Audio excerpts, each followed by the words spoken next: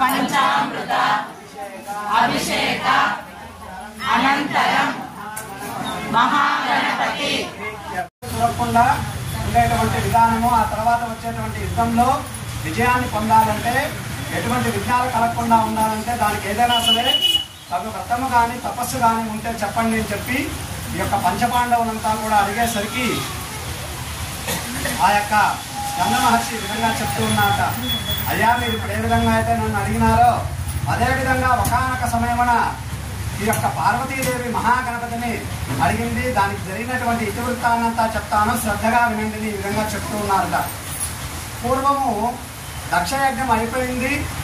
మొదలా కూడా హిమవంతుడికి మేనకాదేవికి పుత్రికగా పుట్టినటువంటి పార్వతీదేవి కొన్ని వేల సంవత్సరాలు తపస్సు చేసినా సరే పరమేశ్వరుని వివాహం చేసుకునేదానికి అనుగ్రహం కలగలేదట. కలగకపోయేసరికి తన మానసపుత్రుడు కదా అన్నిటికీ కారణము విఘ్నాలు కలగకుండా ఉండడానికి అని చెప్పి ఒక్కసారి అమ్మవారు ఆ గణపతిని అనుకునేసరికి గణపతి అమ్మవారికి నమస్కరించి, అమ్మ మీరు నన్ను తలుచుకోవడానికి గల కారణం ఏమని చెప్పి అడిగేసరికి, సకల విఘ్నాలకు అధిపతి నీవే కదా నాయన, అటువంటిది పరమేశ్వరుని వివాహం చేసుకోవాలంటే విఘ్నాలు కలుగుతూనే ఉన్నాయి.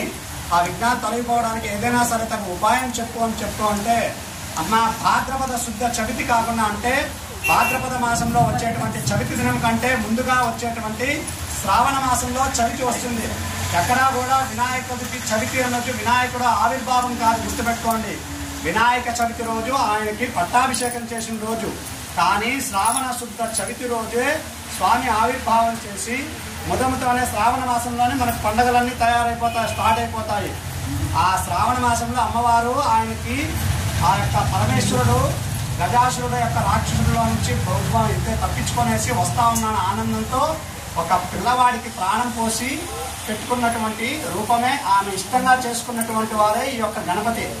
ఆయనకే కదా ఈ విఘ్నాలంతా ఇచ్చింది. అది ఆయనకి చెప్తే ఏదైనా తీర్థం చెప్పి అమ్మవారిని అడిగేసరికి, అమ్మ భాద్రపద శుద్ధ చవితి కాకుండా బహుళ చవితి అంటే పున్నమి తర్వాత వచ్చేటువంటి చవితి దినమున కనీసం ప్రదోషకాలం వరకు ఉపవాసం ఉండి శక్తి లేని వారు కనీసం ప్రదోషకాలంలో గణపతిని ఆరాధన చూసినా సరే వారు అనుకున్నటువంటి కామ్యాలు ఏదైనా సరే నెరవేరుస్తానమ్మా. ఉపవాసం ఉండి కనుక చేస్తే సంకష్ట అంటే అతి కష్టమైనటువంటిది, హర అంటే నాశనం చేసేది, గుర్తుపెట్టుకోండి. సంకష్ట హర చతుర్థి అని ఎందుకు వచ్చిందంటే అతి కష్టములైనటువంటిది సంకష్టములు అంటారు.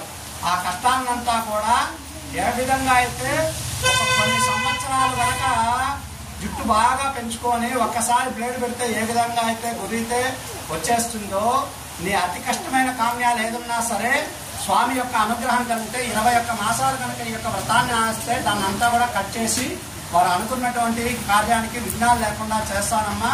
కాబట్టి మీరు కూడా ఈ విధంగా చేయండి అని చెప్పేసరికి పార్వతీదేవి కూడా ఇదే విధంగానే 21 మాసాలు ఈ యొక్క వ్రతాన్ని ఆచరించి ఆ తర్వాత వచ్చినటువంటి అజ్ఞాతవాసం అంటే కౌరవులకి దొరకకుండా అజ్ఞాతవాసంలో ఉండి కూడా ఎవరికి దొరకకుండా ఉంది ఆ తర్వాత వచ్చినటువంటి యుద్ధంలో విజయాన్ని పొందినారట.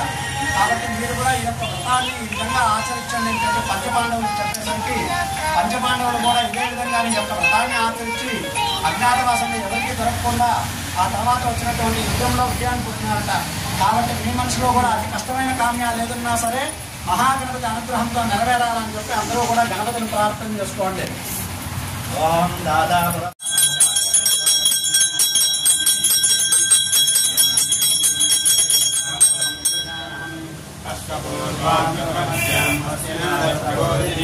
శ్రియం దేవీముపహ్వయే శ్రీమాదేవీర్జతాం పాంసోస్మితాం హిరణ్యప్రాకారాం భ్రాంతరంతేన్ తృప్తాం కల్పయంతే పద్మే స్థితాం పద్మవర్ణాం తామిహోపహ్వయే శ్రియం చంద్రాం ప్రభాతాం